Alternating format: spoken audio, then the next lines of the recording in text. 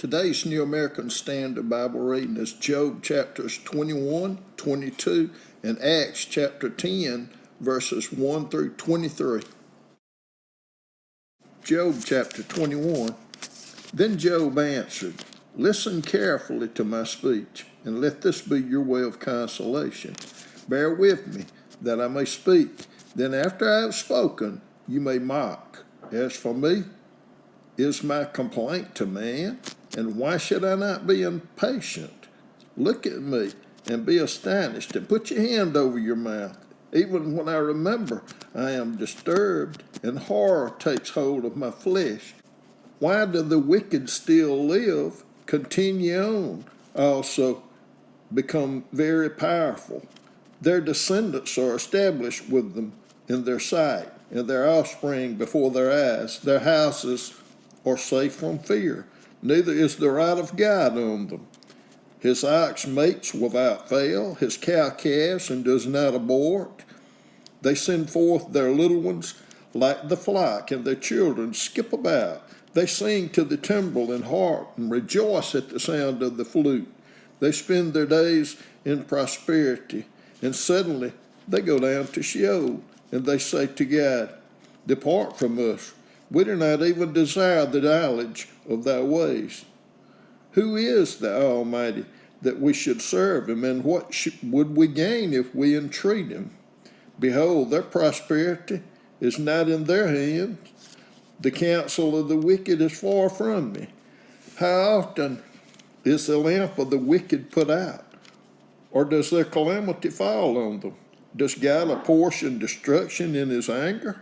Are they as straw before the wind, and like chaff which the storm carries away? You say, God stores away a man's iniquity for his sons. Let God repay him so that he may know it. Let his own eyes see his decay, and let him drink of the wrath of the Almighty. For what does he care for his household after him, when the number of his months are cut off? Can anyone teach God knowledge, in that he judges those on high? One dies in his full strength, being wholly at ease and satisfied. His sides are filled out with fat, and the marrow of his bones is moist, while another dies with a bitter soul, never even tasting anything good. Together they lay down in the dust, and worms cover them. Behold, I know your thoughts, and the plans by which you would wrong me. For you say, where is the house of the nobleman, and where is the tent, the dwelling places of the wicked? Have you not asked wayfaring men, and do you not recognize their witness? For the wicked is reserved for the day of calamity, that will be led forth at the day of fury. Who will confront him with his actions, and who will repay him for what he has done, while he is carried to the grave? Men will keep watch over his tomb. The clods of the valley will gently cover him. Moreover, all men will follow after him, while countless ones go before him. How then will you vainly comfort me? For your answers remain full of falsehood." Job chapter 22. Then Eliphaz the Temanite responded, "Can a vigorous man be of use to God? Or a wise man be useful to himself? Is there any pleasure to the Almighty if you are righteous, or profit if you make your ways perfect? It is because of your reverence that he reproves you, that he enters into judgment against you. Is not your wickedness great, and your iniquities without end? For you have taken pledges of your brothers without cause, and stripped men naked. To the weary you have given no water to drink, and from the hungry you have withheld bread. But the earth belongs to the mighty man, and the honorable man dwells in it. You have sent widows away empty, and the strength of the orphans has been crushed. Therefore snares surround you, and sudden dread terrifies you, or darkness, so that you cannot see. An abundance of water covers you. Is not God in the height of heaven? Look also at the distant stars, how high they are. And you say, what does God know? Can he judge through the thick darkness? Clouds are a hiding place for him so that he cannot see. And he walks on the vault of heaven. Will you keep to the ancient path which wicked men have tried, who were snatched away before their time, whose foundations were washed away by a river? They said to God, depart from us. And what can the Almighty do to them? Yet he filled their houses with good things. But the counsel of the wicked is far from me. The righteous see and are glad, and the innocent mock them, saying, truly our adversaries are cut off, and their abundance the fire has consumed. Yield now, and be at peace with him. Thereby good will come to you. Please receive instruction from his mouth, and establish his words in your heart.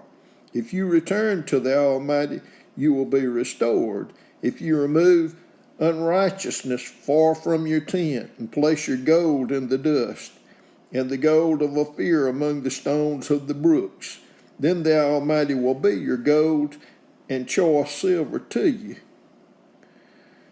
For then you will delight in the Almighty, and lift up your face to God. You will pray to him, and he will hear you, and you will pay your vows.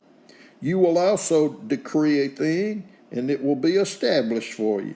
The light will shine on your ways. When you are cast down, you will speak with confidence. And the humble person he will save. He will deliver one who is not innocent, and he will be delivered through the cleanness of your hands. Acts chapter 10, verses 1 through 23. Now there was a certain man at Caesarea named Cornelius, a centurion of what was called the Italian cohort, a devout man, and one who feared God with all his household, and gave many alms to the Jewish people, and prayed to God continually. About the 9th hour of the day, he clearly saw in a vision an angel of God who had just come in to him, and said to him, Cornelius. And fixing his gaze upon him, and being much alarmed, he said, what is it, Lord? And he said to him, your prayers and alms have ascended as a memorial before God.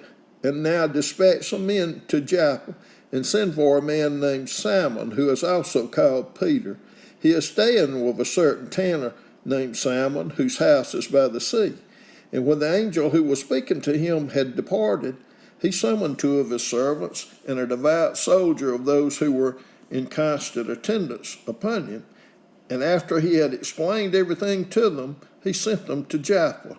And on the next day, as they were on their way and approaching the city, Peter went up on the housetop about the 6th hour to pray. And he became hungry and desired to eat. But while they were making preparations, he fell into a trance. And he beheld the sky opened up, and a certain object like a great sheet coming down, lowered by the 4 corners to the ground. And there were in it all kinds of 4-footed animals, and crawling creatures of the earth, and birds of the air. And a voice came to him, Peter, arise, kill and eat.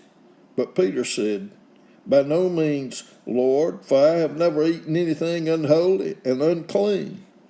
And again a voice came to him a second time, what God has cleansed, no longer consider unholy.